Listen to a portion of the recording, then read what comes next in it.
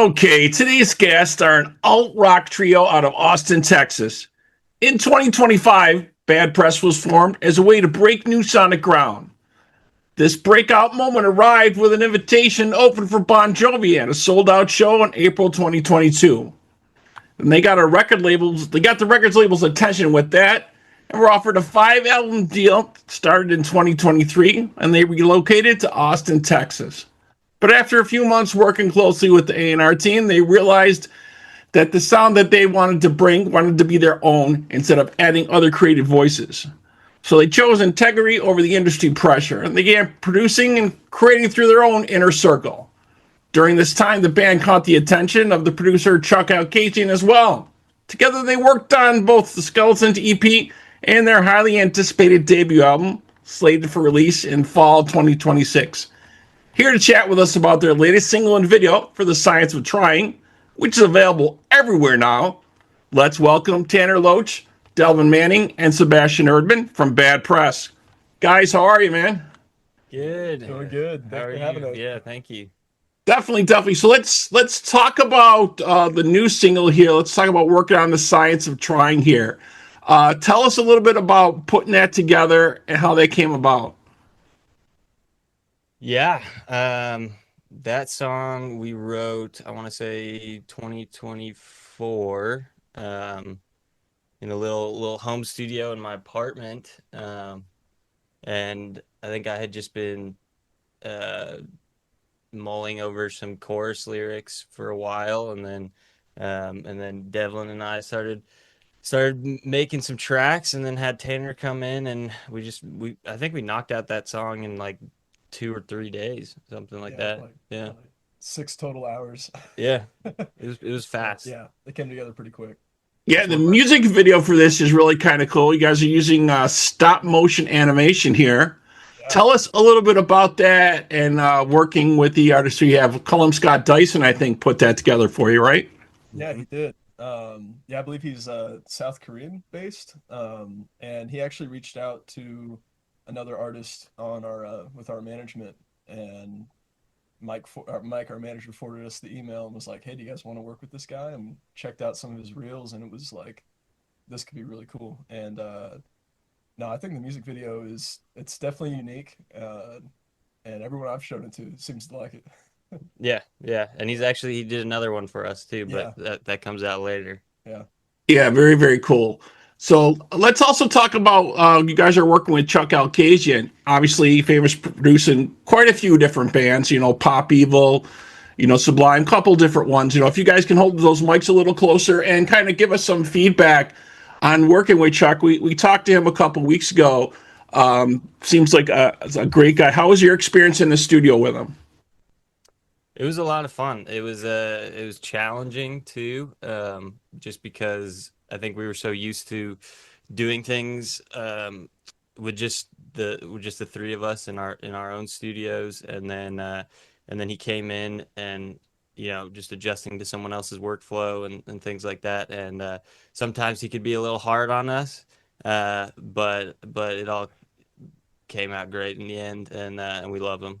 Yeah, I think that's what makes a great producer, right? He pushes you a little bit more to get a little bit more out of you. And I've talked with him with some couple other artists, and sometimes folks are very, very headstrong on the vision they have for their music, and they don't want to take advice. How is that listening to Chuck and taking some of his advice on things?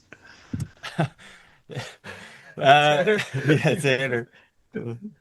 It's great. It's good. Because I know that's not always easy as an artist, right? Like I was saying, you have a vision of something you want, and sometimes you present that to someone, and sometimes they give you some good feedback, and you're good with that, and maybe sometimes you're not, right? Yeah. He has his own way of getting you to the finish line, and I think it can be hard sometimes. I mean, as much we love him to death, we call him all the time. But he in the studio, he definitely liked to insult us, and then we'd do something after being insulted that he liked, and then he'd praise us. So it was different than anything we've ever experienced, I think, and so it can be hard some days. Yes, but rewarding. Yeah. So that was his motivational Yeah. way of doing things with you guys, I guess. Yeah, it was a bit like a recording boot camp, pretty much. Right. Yeah, but Yeah. it was a really fun experience. So I want to go back a little bit in your earlier history. Obviously, a lot of people would probably like to know. So you finally get offered, that big record deal from the company, right? So they wanted to do, what was it? How many records do they want you guys to do with them? Three records, five records to start out with, Three to and start out with. Yeah. yeah, and you guys started working, but it wasn't working for you, and you turned it down. A lot of people would probably wonder why that came about, right? And why you decided to bail on that one, right? Well, I think why we trusted someone like Chuck was because his focus was entirely like, I want to I want to make your vision the best thing possible. And then the label's position was, I want to make it to where what I think you guys could make, like, I want to turn you guys into what I think was going to make the most money. Right. I mean, Right. That's usually the case with both labels, right? They Right. see, oh, you could be the next this, or your mold is that, or you need to pivot to this, and we've seen that happen so many times in so many different bands, and sometimes they did it for a little while and changed back, and sometimes they just didn't want to have nothing to do with it. Yeah. yeah. No, I mean, they brought us, they wanted us to be, they said multiple times, the next Foo Fighters, and it was just not our direction. Yeah. No hate on the Foo Fighters. No, we but love the Foo Fighters, but it was we were leaning more alternative pop rock than we were, rock. Yeah.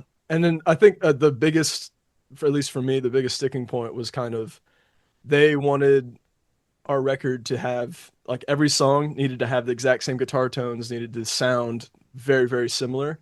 And like, one thing about us as musicians, I think, as songwriters, is depending on what mood we're in, we could, have a wildly different vibe, like, song to song. Yeah. And having that freedom just to be able to, like, say, we want to do a slow ballad with country, country twang on it. Yeah. Yeah, And then the next day, experimentation was big for us. right? And then the next day, do a fully synth pop song. Like, that's, I mean, I think that's so important to us to be able to. Yeah, yeah. I think when you're starting out, I think that's super important to cover, different types of areas and things like that to kind of find your niche and find your sound. I mean, but if that's the whole gist of you guys is to try different things, when that's what you should be, right? But I know a lot of folks they experiment early, and yeah, like some of the companies say, they find that tone or that sound, and then you stick with it. And because I talked to somebody about this the other day. There's so many bands, when you don't have to announce who it is.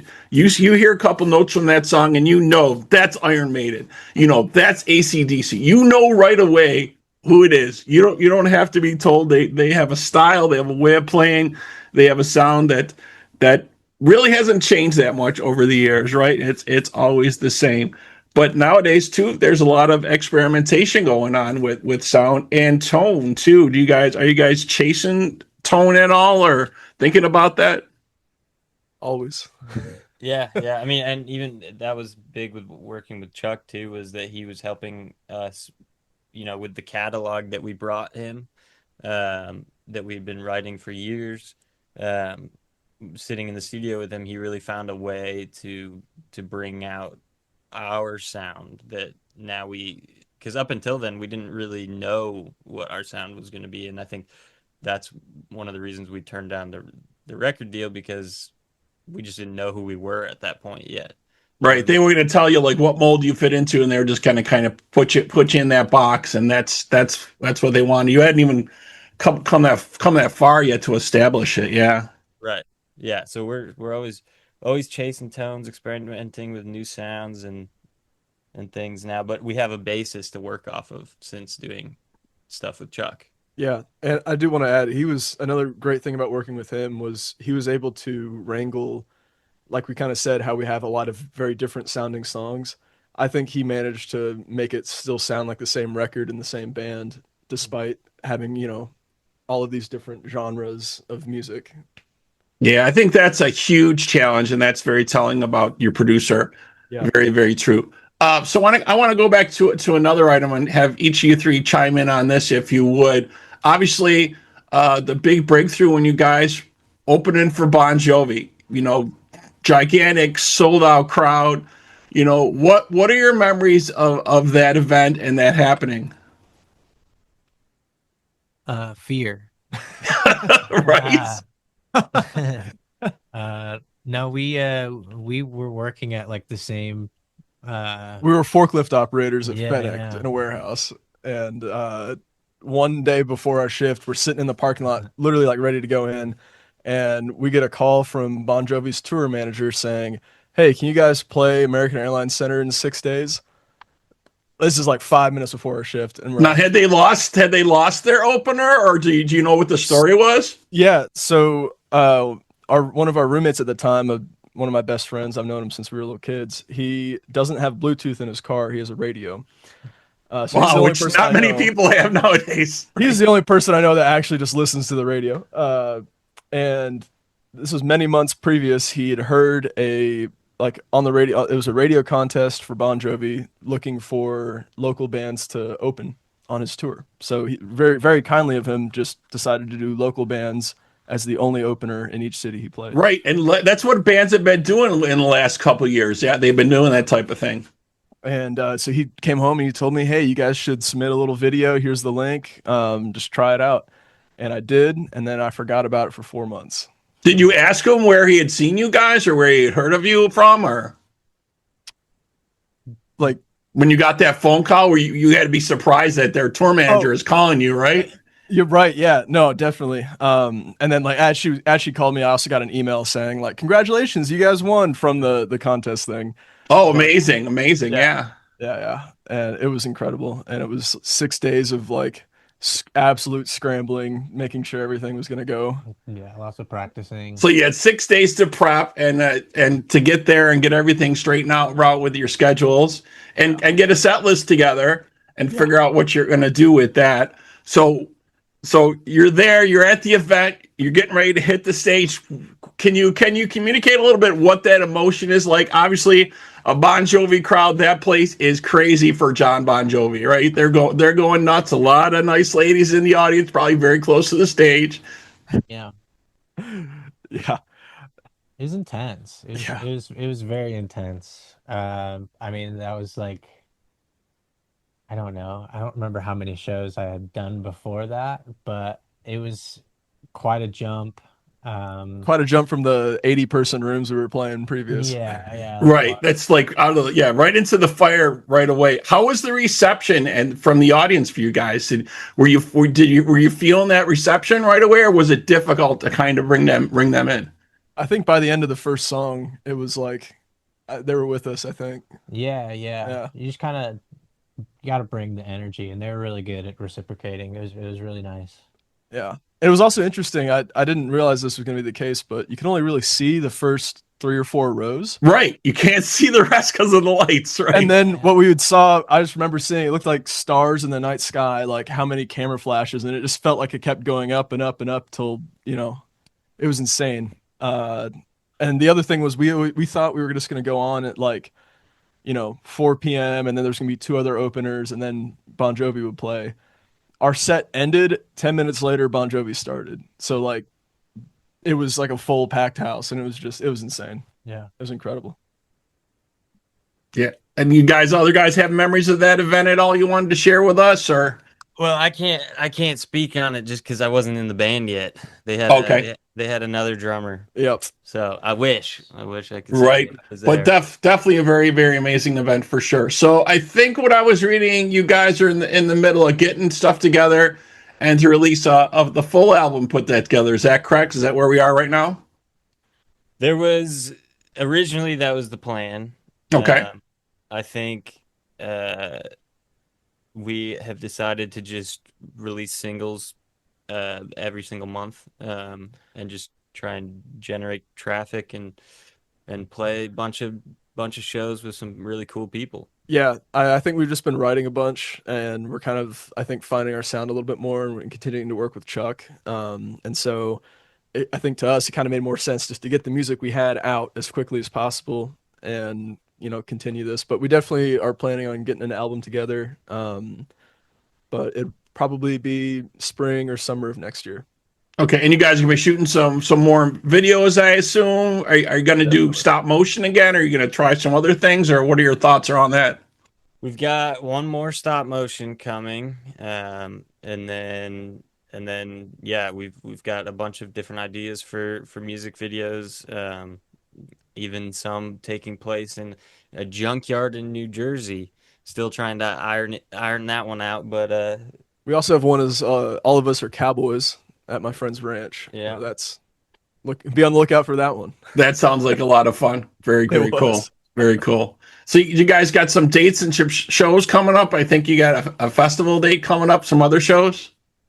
Yeah, we've got a big one on May 9th up in Fort Worth, opening up the main stage for Sublime's Magusta Festival.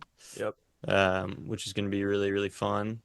And they're all in the Regime Music Group family, and we love all of those people. So it's gonna be a blast. Yeah. But that's the biggest one right now. Yep. And then we're just focusing on getting some local gigs and playing anywhere that'll have us. Yeah. Yeah, that's definitely the way to do it. So one last thing I wanted to kind of ask each three to give me a little feedback on is obviously the rise of AI in music and art and how that's creeping into so many different things. What are your thoughts around AI and music generated content? Yeah, that's a good question. I was actually just reading an article the other day about Berkeley School of Music, having a class on using AI to generate music, and a lot of the students were getting upset about it. And I feel both ways on it. I think it's only a matter of time until the music industry has to accept that it's going to creep its way in.